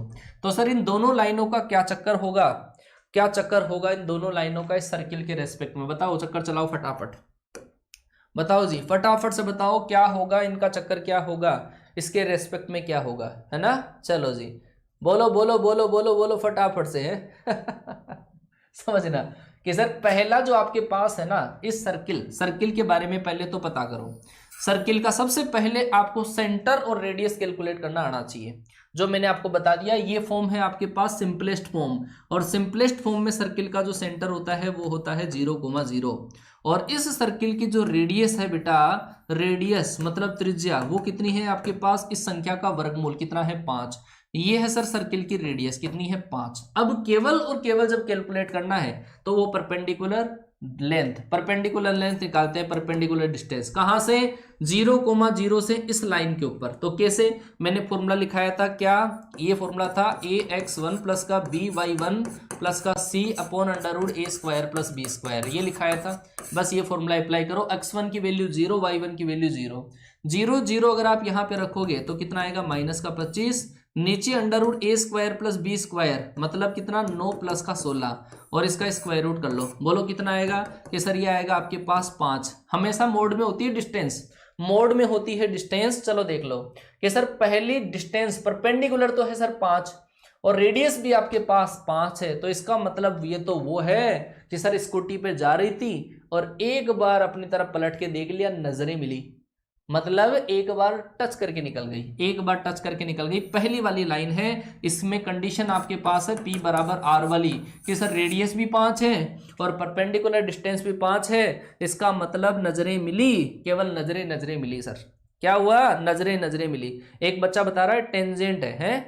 अच्छा टेंजेंट है, एक बच्चा बोल रहा है इंटरसेक्टिंग लाइन है। नहीं बेटा, इंटरसेक्टिंग लाइन नहीं है, पहली क्या है, टेंजेंट है। चलो जी दूसरे पे बात करता हूं मैं, दूसरा क्या होगा, दूसरे पे भी अपन परपेंडिकुलर डिस्टेंस निकालते हैं, किस पॉइंट से, 0 0 से, 0 0 से परपेंडिकुलर डिस्टेंस निकालो। इसकी क्या होगा सर, 0 प्लस का 0 माइनस का 69 अपॉन आपके पास 12 का स्क्वायर 144, मोड कर लो इसका। तो ऊपर तो आपके पास कितना आएगा, नीचे आपके पास कितना आया, नीचे आपके पास कितना आया, 13 आया क्या, और 13 को अगर अपन इससे कट करेंगे तो लगभग आपके पास 13 पंजे 65, ये जो आपके पास वैल्यू है ना वो आपके पास 5 से ज्यादा आएगी। सही है क्या, 5 point something something something something आएगा, समथिंग समथिंग मेरी जान है, समथिंग समथिंग आएगा, 5 से थोड़ा सा ज्यादा आएगा। सही है, 13 पंजे 65 होते हैं ना, तो 65 से ज्यादा है, 5 से ज्यादा 12 आएगा। इसका मतलब बेटा ये परपेंडिकुलर डिस्टेंस जो है वो आपके पास रेडियस से ज्यादा है, और जब ये रेडियस से ज्यादा है तो ये दूर से होकर गुजर जाएगी। तो वही देख लो सर, जब दूरियां ज्यादा होती है तो दूर से गुजर जाते हैं, जब दूरियां ज्यादा होती है तो कोई कांटेक्ट नहीं होता, कोई कनेक्शन नहीं होता। समझ गए बात को, ये दूरी ज्यादा है सर, इससे घर से दूरी ज्यादा है, कोई कनेक्शन नहीं होगा आपका है। चलो जी, आया कि नहीं आया, ऊपर वाला रोंग है। कैसे है सर ऊपर वाला रोंग, परपेंडिकुलर डिस्टेंस निकालनी 0 0 से, 0 यहाँ पे रखा, 0 यहाँ पे रखा, -25, ठीक है, और नीचे √a² प्लस b², इसका आपके पास 9 और 16 होते हैं, 25 का स्क्वायर रूट 5, 25 में 5 का डिवाइड किया 5 ही तो आएगा, बेवकूफ है। अरे समझ गए क्या, क्लियर हुआ, हाँ यही तो है, मतलब जिंदगी का यही तो वसूल है, जिंदगी का यही असूल है। दूरियां ज्यादा, दूरियां बढ़ा लो आप, दूरियां बढ़ा लो, गए काम से। लेकिन सिलेक्शन ले लो, सिलेक्शन ले लो, फिर तो सर इधर भी खड़ी है, इधर भी खड़ी है, इधर इधर इधर, चारों तरफ, अपने चारों तरफ, बीच में अपन खड़े हैं, अक्षय कुमार बन गए। सिलेक्शन लेने पर तो भाई साहब तुम अक्षय कुमार हो, इसे मान लो, चारों तरफ सलमान खान बन जाओगे। चलो जी आगे वाला टॉपिक में डिस्कस करता हूं आपके पास टेंजेंट। टेंजेंट की मैंने आपको बता तो दिया कि टेंजेंट की कंडीशन जो आपके पास होती है, पॉइंट की पोजीशन बता दी, लाइन की पोजीशन बता दी है। हाँ चलो जी बहुत बढ़िया है। चलो जी अब जो अपन पॉइंट डिस्कस करेंगे, एक बच्चे ने कहा कि सर लेंथ ऑफ कॉर्ड सिखाओ, तो ले भाई तेरी अंतिम इच्छा पहले पूरी करता हूं मैं। लेंथ ऑफ कॉर्ड, मजाक कर रहा हूँ बेटा है ना, तू ज्यादा सीरियसली मत लेना, कहीं अंतिम इच्छा ही हो जाए। है ना, length of chord, length of chord का मतलब है बेटा जीवा की लंबाई। क्या, जीवा की लंबाई। जीवा की लंबाई हम कैसे कैलकुलेट करेंगे, जीवा की लंबाई, जीवा की लंबाई, जीवा की लंबाई। लेंथ ऑफ कॉर्ड कैसे कैलकुलेट करेंगे, लेंथ ऑफ कॉर्ड को समझो। कॉर्ड क्या होती है, कॉर्ड होती है कि ये जो आपके पास कोई सर्किल है ना, इस सर्किल को कोई भी 2 पॉइंटों पर इंटरसेक्ट करने वाली जो लाइन होती है वो होती है कॉर्ड। आप कहोगे कि सर व्यास जो होता है वो भी 2 पॉइंटों पे कट करता है, तो वो भी क्या होता है, कॉर्ड होता है। सबसे बड़ी जो कॉर्ड होती है किसी सर्किल की वो डायमीटर होता है। सुन लेना, कहीं पे घुमाया जा सकता है। सबसे बड़ी जो कॉर्ड होती है जीवा, सबसे बड़ी जीवा व्यास होता है। तो ऐसे केस में आपको क्या दे रखा होगा, इसकी इक्वेशन दे रखी होगी। क्या, ये वाली इक्वेशन है ax प्लस का by प्लस का c।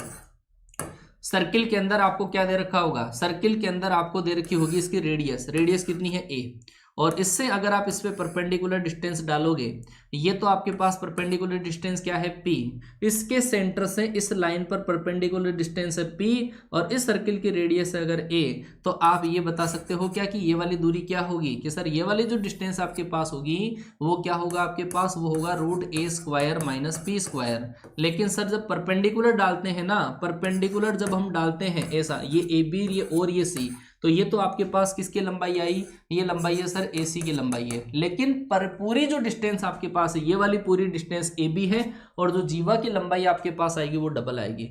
तो लेंथ ऑफ कोड जो आपके पास आएगा वो आएगा आपके पास √2√a² माइनस p², ठीक है ना, 2√a² माइनस p², ये आपके पास कोड की लेंथ आ जाएगी। समझ गए, कोड की जो लेंथ होगी वो क्या होगी आपके पास 2√a² माइनस का p², जहां पर a क्या है, a तो क्या है सर सर्किल की रेडियस, क्या है सर्किल की रेडियस, a बराबर तो क्या है सर्किल की रेडियस, और p क्या है, p है सर आपके पास परपेंडिकुलर डिस्टेंस, क्या है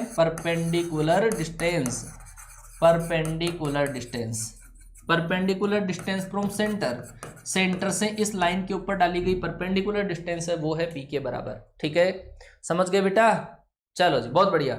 तो ये आपको समझ में आना चाहिए। लेंथ ऑफ कोड आपके पास 2√a² माइनस p², इसको एक अलग नाम से और बोलते हैं, इसको एक अलग नाम से और बोला जाता है, इसको बोला जाता है इंटरसेप्ट। क्या बोला जाता है, इंटरसेप्ट, या ऐसा भी बोला जाता है, जीवा की लंबाई तो है ही, इंटरसेप्ट का मतलब होता है अंतखंड। कोई भी रेखा द्वारा वृत्त पर काटा गया जो अंतखंड होता है, रेखा द्वारा वृत्त पर काटा गया जो अंतखंड होता है वही होती है जीवा, और ये आपके पास क्या है जीवा। लेकिन सर जब परपेंडिकुलर डिस्टेंस, अब ये सारी चीजें ये आप देखते रहना, लेकिन जो इसके अंदर कुछ इंपॉर्टेंट केसेस बनते हैं वो देखो, ये लिख लिया होगा आपने, इतना लिख लिया होगा है ना। हाँ नमूना बताते हैं, थोड़ा सा ध्यान रखो फिर नमूना भी बताते हैं। चलो जी, पहले इंपॉर्टेंट केस देखो, हत्या का, मर्डर का, रेप का, बलात्कार के सारे केसेस हैं। इंपॉर्टेंट केसेस, इंपॉर्टेंट फैक्ट, इसके ऊपर मैं बात करूंगा और इससे क्वेश्चन बहुत बनते हैं। इंपॉर्टेंट फैक्ट आपके पास क्या क्या होंगे वो जरा सोचो। इंपॉर्टेंट फैक्ट क्या होता है कि कई बार आपको ऐसा पूछा जाता है कि कोई सर्किल जो होता है, ये सर्किल, पहला केस ऐसा है हत्या का, ये लो जी, ठीक है सर, ये सर्किल जो है ना, सर्किल जो है वो आपके पास एक्स एक्सिस पर कितना इंटरसेप्ट कट करता है उसकी वैल्यू आपको पूछी जाएगी।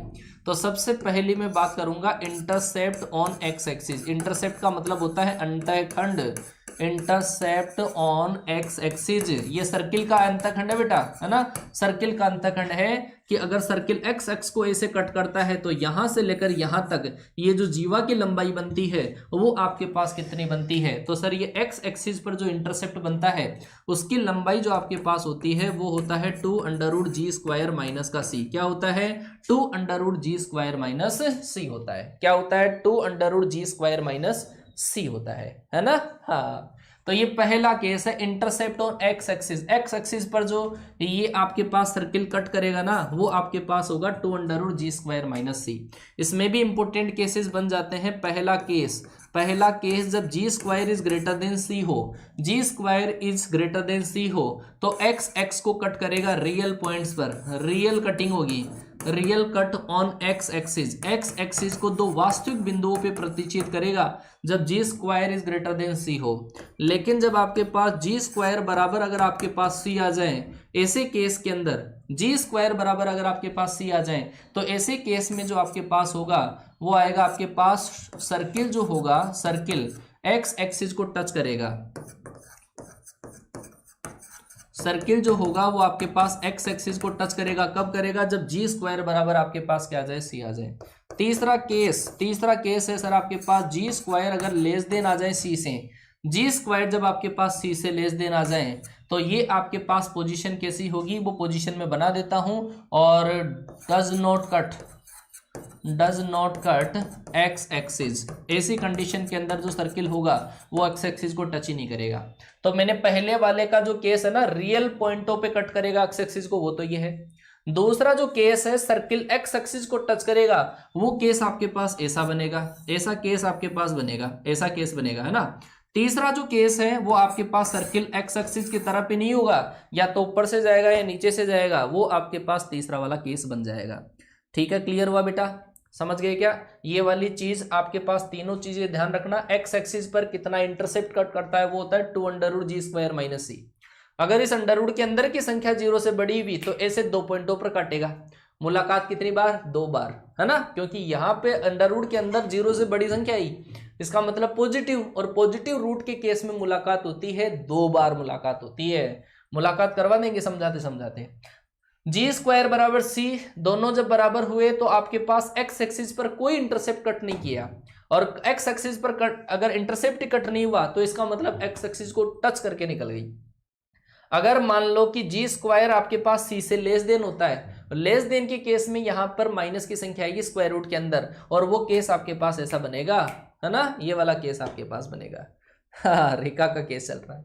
चलो जी, अब इसके बेस पर मैं वाई एक्सिस का भी बता देता हूं आपको। दूसरा जो केस है वो आपके पास है इंटरसेप्ट ऑन वाई एक्सिस। क्या है?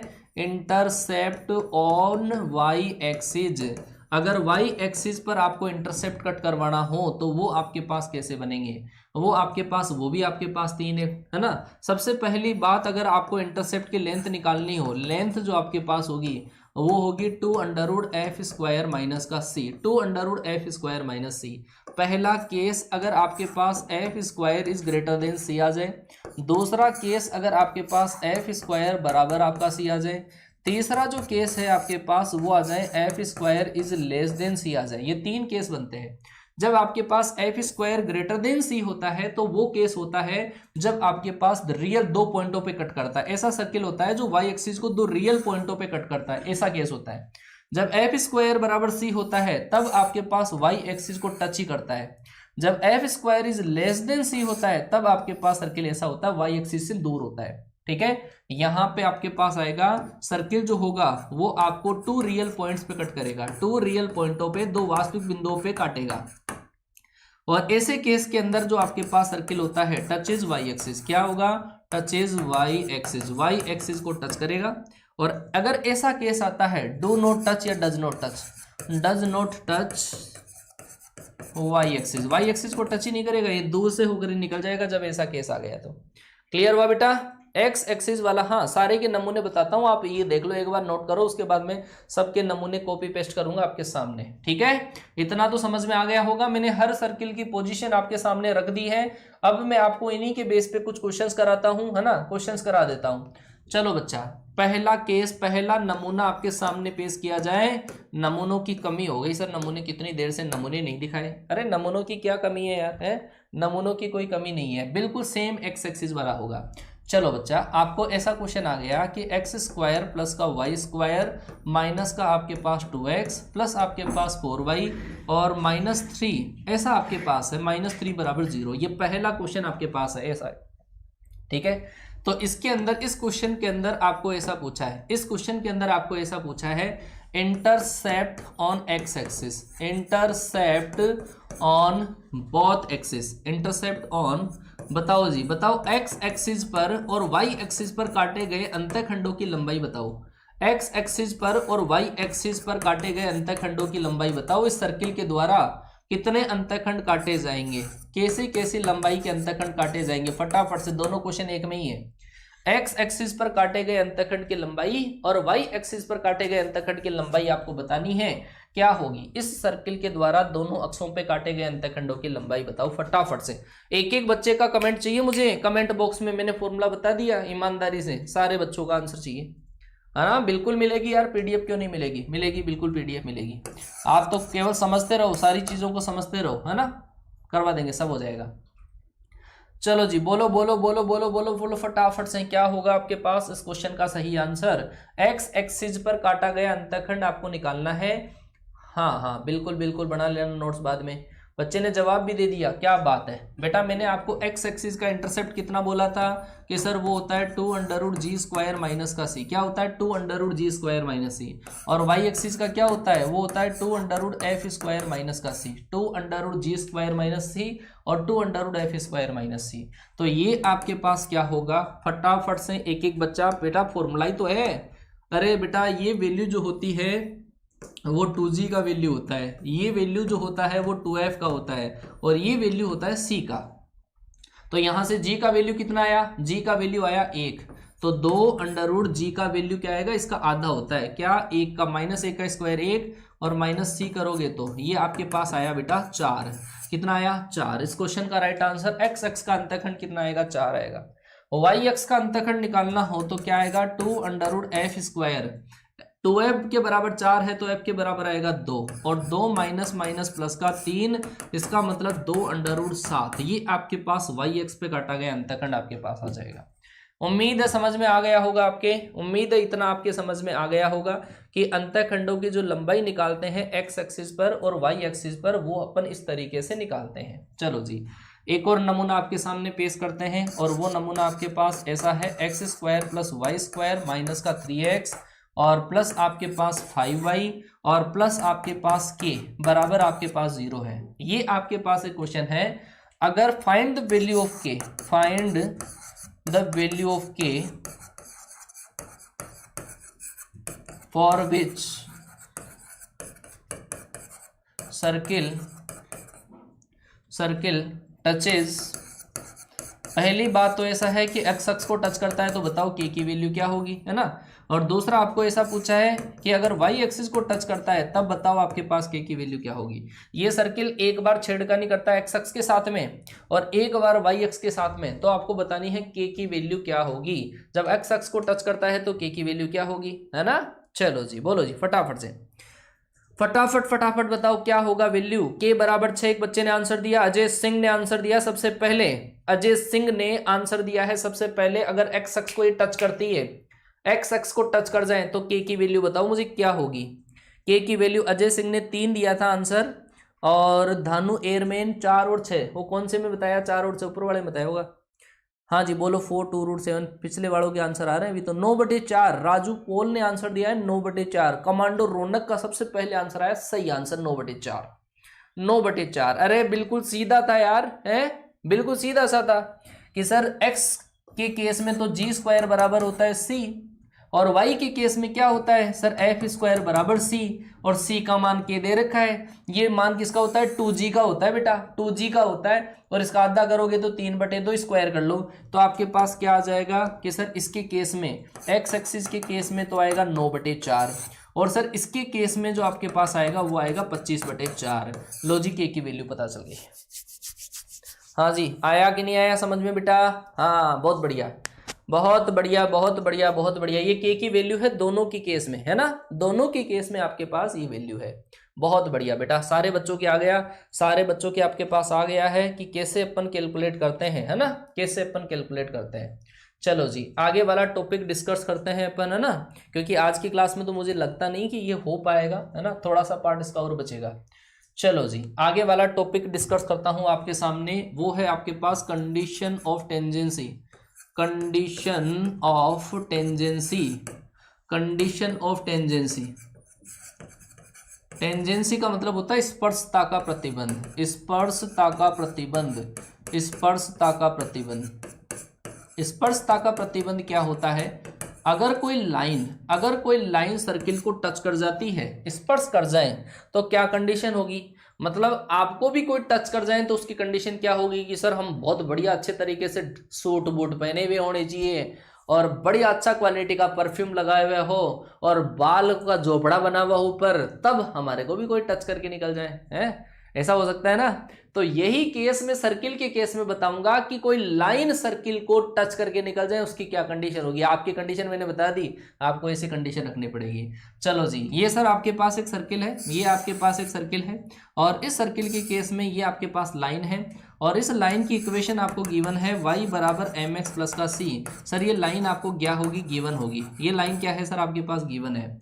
और सर ऐसे केस में आपके पास सर्किल, आपको इक्वेशन, सर्किल की इक्वेशन अलग अलग टाइप से दी भी हो सकती है। ये आपके पास सर्किल की इक्वेशन है, सर्किल की इक्वेशन लाइन ये आपको दे रखा है, दिल को छू गई अच्छा, तो ऐसे केस में अगर ये सर्किल को ये वाली लाइन टच करके निकल जाए तो इसकी जो कंडीशन होती है वो क्या होती है, c बराबर होता है a√1 प्लस एम स्क्वायर। क्या होता है, c बराबर a√1 प्लस एम स्क्वायर। ये कंडीशन होती है जब कोई लाइन इस सर्किल को टच कर जाए, क्या होती है, टच कर जाए। ठीक है, समझ गए। हाँ चलो एक नमूना देखो इसके बेस पे।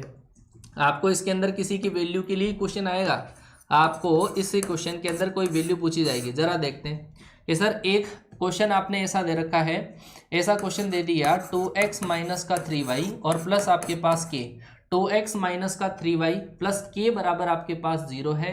और ये वाली जो रेखा है एक वृत्त को, रेखा ये वाली जो रेखा है, रेखा जीजी एक वृत्त को, वृत्त जिसकी समीकरण दे रखी है आपको x square plus y square बराबर 36 को स्पर्श करें। अगर इस वृत्त को ये स्पर्श करें तो आपको वैल्यू बतानी है k की वैल्यू क्या होगी। बोलो जी, अगर ये रेखा इस वृत्त को स्पर्श करती है तो आपको k की वैल्यू बतानी है। k की वैल्यू बताओ फटाफट से क्या होगी, बताओ जी। अगर ये रेखा इस वृत्त को स्पर्श कर जाए तो आपके पास k की वैल्यू, इसमें दो कंडीशन है बेटा, है ना। हाँ चलो कोई बात नहीं प्रशांत, आप इसमें दो कंडीशन लगा सकते हो। आपको मैंने ऐसा बोला था P बराबर R की कंडीशन भी बताई थी, ये भी लगा सकते हो, या फिर ये डायरेक्ट कंडीशन है ये भी लगा सकते हो। जो आपको पसंद आए ना वो देख लो, जो आपको पसंद आए वो ही देख लो। चलो बोलो फटाफट क्या होगा बताओ। अगर ये वाली लाइन अगर इस सर्किल को टच करके निकल जाए तो दो कंडीशन होती है, एक तो P बराबर R की, और एक दूसरा क्या होता है, ये कंडीशन लिखा दी मैंने। सर ऐसे केस में M बताओ क्या होगा और C क्या होगा। बेटा ये जो केस आता है ना, तो इस केस को आपको इस लाइन की फॉर्म में चेंज करना पड़ेगा। तो पहले तो चेंज करो, कैसे चेंज करें, चेंज इस तरीके से होगा, इस लाइन को इस फॉर्म में चेंज कर दो। इसका मतलब 3y बराबर आपके पास कितना आएगा 2x प्लस का k, और आपने डिवाइड कर दिया 3 का इधर, ये लो जी। तो यहाँ से m बराबर तो कितना सर 2/3, और सर c बराबर कितना k/3। आपको m बराबर तो 2/3, c बराबर k/3 यूज करना है। यहाँ पे वैल्यू निकाल लो। c की वैल्यू क्या है k/3 बराबर a की वैल्यू क्या है, इसकी त्रिज्या कितनी है 6, √1 + m स्क्वायर, इसका स्क्वायर करोगे तो कितना आएगा आपके पास 4/9, क्या आएगा 4/9 आ जाएगा। क्लियर हुआ बेटा। तो ऐसे केस में आपके पास कितना आ जाएगा 2√13, ये तो आएगा k/3 की वैल्यू, 3 से मल्टीप्लाई करोगे तो 6√13 आएगा। क्या आएगा 6√13। बेटा यहां से ये k/3 लिखा हुआ था, k/3 लिखा हुआ था, 6 मैंने 3 से मल्टीप्लाई किया तब जाके 6√13 आपके पास आएगा। अरे बेटा डायरेक्ट नहीं करना है, डायरेक्ट अगर आप करोगे तो आपका जो ये जो कांस्टेंट है ना वो चेंज आएगा, स्लोप तो आ जाएगा लेकिन कांस्टेंट चेंज हो जाएगा, है ना। या तो आप ये तरीका लगाओ P बराबर R वाला, ये भी बहुत बढ़िया तरीका है, P बराबर R वाला तरीका लगाओ। P बराबर R वाला लगाओगे फायदे में रहोगे कि सर इस सर्किल का सेंटर कितना 0 0, इसके 0,0 से इस पे परपेंडिकुलर डाल देंगे कितना k बटे आपके पास √a² प्लस b², ये आई परपेंडिकुलर डिस्टेंस रेडियस के बराबर। रेडियस कितनी है इसकी 6, लो जी k बराबर आपके पास आ गया 6√13। इससे भी आपका डायरेक्ट आंसर आ जाएगा P बराबर R से, P बराबर R से भी डायरेक्ट √ आ जाएगा। आया क्या समझ में बेटा 6√13। देख लो आपको जो बेटा ये जो क्वेश्चन है ना वो डायरेक्ट कंडीशन पूछी जाती है एग्जाम में, इस वजह से मैंने लिखा दिया है C बराबर a√1 + m², ठीक है ना। C बराबर a√1 + m² डायरेक्ट पूछा जाता है, या ये याद रख लेना। और कंडीशन आपको शॉर्ट जो लगा ये वाला P बराबर R वाला तो वो कर लेना, ठीक है, क्योंकि इसके केस में आपको इस फॉर्म में चेंज करना पड़ेगा पहले, उसके बाद में C और M देखना पड़ेगा। चलो जी अब चलते हैं अगले पॉइंट पर, और वो है आपके पास इक्वेशन ऑफ टेंजेंट। क्या equation of tangent, equation of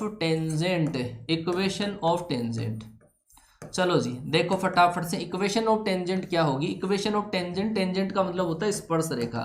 स्पर्श रेखा का अगर आपको समीकरण निकालना हो तो स्पर्श रेखा का समीकरण कंप्लीट कोनिक, चाहे वो पैराबोला हो, चाहे इलिप्स हो, चाहे हाइपरबोला हो, चाहे कोई भी कोनिक का कोई भी इक्वेशन आ जाए, उस इक्वेशन की टेंजेंट मतलब स्पर्श रेखा निकालने के लिए एक लॉजिक है मेरे पास, एक आयुर्वेदिक उपाय है बाबा रामदेव का, वो भी आप अप्लाई कर लेना और आपके लिए भी वो बहुत ज्यादा सुटेबल होगा, ठीक है। और वो सर जो टेंजेंट की इक्वेशन होती है ना वो होती है t बराबर 0, t बराबर 0। क्या सर t बराबर 0, ये है बाबा रामदेव का आयुर्वेदिक नुस्खा जो आपको स्पर्श रेखा निकालने के लिए यूज करना है। क्या t बराबर 0, सर ये क्या है, t का मतलब क्या होता है टेंजेंट, और टेंजेंट बराबर 0। लो सर ये थोड़ी होगा, चलो समझते हैं कि सर ये वाली आपको एक इक्वेशन दे रखी है, सर्किल की इक्वेशन दे रखी है, और इस सर्किल की इक्वेशन पर आपको एक पॉइंट दे रखा है कि सर हम क्यों निकालेंगे इक्वेशन, कि ये टेंजेंट जो होगी वो इस पॉइंट से पास हो जाएगी, तो हम तो सेटिस्फाई करवा के देख लेंगे। बड़े कमाल के आदमी हो यार। बेटा ये जो पॉइंट होता है, जो पॉइंट सर्किल के ऊपर होता है, पॉइंट जब सर्किल के ऊपर होता है तब अपन t बराबर 0 से स्पर्श रेखा निकाल सकते हैं। t क्या है, इस t के केस में क्या करते हैं, जब भी आपके पास x स्क्वायर आ जाता है उसकी जगह x1 लिखा जाता है, y स्क्वायर जब भी आ जाए उसको क्या लिखा जाता है, y1 लिखा जाता है, x के केस में लिखा जाता है x प्लस x1/2 लिखा जाता है, और y के केस में क्या लिखा जाता है, y प्लस y1/2 लिखा जाता है ना। और कांस्टेंट की जगह कांस्टेंट। इतनी सारी गणित करनी पड़ती है t बराबर 0 के लिए। वो इक्वेशन क्या बन जाती है, ये क्या बन जाती है, t बराबर 0 बन जाती है। कैसे बनेगी, जब इक्वेशन के अंदर इतनी सारी माथाफोड़ी आपको करनी पड़ेगी तब जाके वो t बराबर 0 बनेगा। ये आपके पास कंप्लीट कोनिक सेक्शन जो होता है, चाहे वो पैराबोला आ जाए तब भी आपको एक ही t बराबर 0 लगाना है, सर्किल आ जाए तब भी यही गणित लगाओ। समझ गए बात को। नमूना देखना, बहुत ही शानदार नमूना इसका, है ना, बहुत ही शानदार नमूना है। नमूना समझो और पूरी दिमाग के अंदर सेट आपके बैठ जाएगी कि सर कैसे निकालते हैं, इसके बारे में हम थोड़ा सा डिस्कशन करना चाहेंगे कि ये t बराबर 0 का चक्कर क्या है। ठीक है, t बराबर 0 का चक्कर क्या है समझना कि सर आपको एक सर्किल की इक्वेशन दे रखी है। नमूना देखो, सर्किल की इक्वेशन आपको दे रखी है और वो इक्वेशन ऐसी है x स्क्वायर प्लस 25 बराबर आपके x square plus y square बराबर 25। पहला पॉइंट आपको दे रखा है कि सर 3,-4 पर स्पर्श रेखा का समीकरण ज्ञात करो। स्पर्श रेखा का समीकरण ज्ञात करो, टेंजेंट की इक्वेशन। हम क्यों करेंगे सर t बराबर 0 है, t बराबर 0 हम क्यों करेंगे, हम तो ऑप्शन के अंदर 3 और -4 रखेंगे और जो सेटिस्फाई करे वो आंसर है? ये होते हैं बदमाश बच्चे। चलो वो बेईमानी से ईमानदारी से कैसे, मैंने कहा बेटा ये जो पॉइंट होता है ये होता है x1 y1, x1 की वैल्यू है 3, y1 की वैल्यू है -4। तो x स्क्वायर की जगह क्या लिखोगे आप, x स्क्वायर की जगह x1 मैंने लिखा था, देख लो पेज पलट के, थोड़ा सा राउडी रोटेट वाले ऐसे घुमा के देख लो, 5 मिनट में रिकॉल ऐसा। x स्क्वायर की जगह x1, y स्क्वायर की जगह y1, x की जगह x प्लस x1/2 और y की जगह y प्लस y1/2, है ना, ऐसा लिखेंगे। चलो सर, तो x स्क्वायर की जगह मैंने x1, y स्क्वायर की जगह y1 और कांस्टेंट की जगह आपका constant as it is. x1 की वैल्यू 3 है, y1 की वैल्यू -4 है, इसका मतलब 3x माइनस का 4y बराबर आपका कितना आ गया, 25 आ गया। 3x माइनस का 4y बराबर आपके पास 25 आ गया। बेटा समझ में आया कि नहीं आया, आया कि नहीं आया, आ गया समझ में बेटा, क्लियर हुआ? हाँ रामबाड़ी अच्छा चलो जी, बहुत बढ़िया। चलो जी, एक और आपको नमूना बताता हूं कि चलो सर्किल के केस में, चलो जो दूसरा केस आ गया, 3 और -4 आपके पास है। मान लो भाई पैराबोला के केस में पूछ लिया आपको, तो पैराबोला में भी डरने की जरूरत नहीं है। ऐसा आपके पास आ गया, ये आपके पास है ना, ये पैराबोला है। वाई स्क्वायर बराबर आपके पास क्या है, 6x है, वाई स्क्वायर बराबर 6x। आपको पूछ लिया सर 6, -6 पे निकालो, है ना, 6, -6 पे आप स्पर्श रेखा कि इक्वेशन कैलकुलेट करो, तो पैराबोला में भी काम कर जाएगा। ये क्या, पैराबोला में भी काम कर जाएगा। कैसे, मैंने लिखा सर y स्क्वायर की जगह क्या लिखा जाएगा, y1, ये कांस्टेंट की जगह कांस्टेंट, और x की जगह कितना कि सर x प्लस x1/2, क्या x प्लस x1/2 ऐसा लिखा जाएगा। क्लियर है? आप देख लो कि x1 की वैल्यू 6 है, y1 की वैल्यू -6 है। लो जी, लगते ही हाथ अपन ने पैराबोला की टेंजेंट भी बढ़ा दी। ये सब में काम करेगी बेटा, सब में काम करेगी ये, समझ गए क्या? अच्छा, अरे समझ गए क्या बेटा? हाँ, तो यहाँ पर आप केवल वैल्यू रख लो, वैल्यू रखोगे तो आपके पास कितना आएगा, -6y बराबर 3 into x plus x1, x1 कितना है आपका 6। लो जी, पैराबोला की टेंजेंट लगते ही हाथ दोनों का काम हो गया है, रेखाकार माधुरीकार जो भी आपके पसंद आई उन सब का काम हो गया। क्लियर हुआ?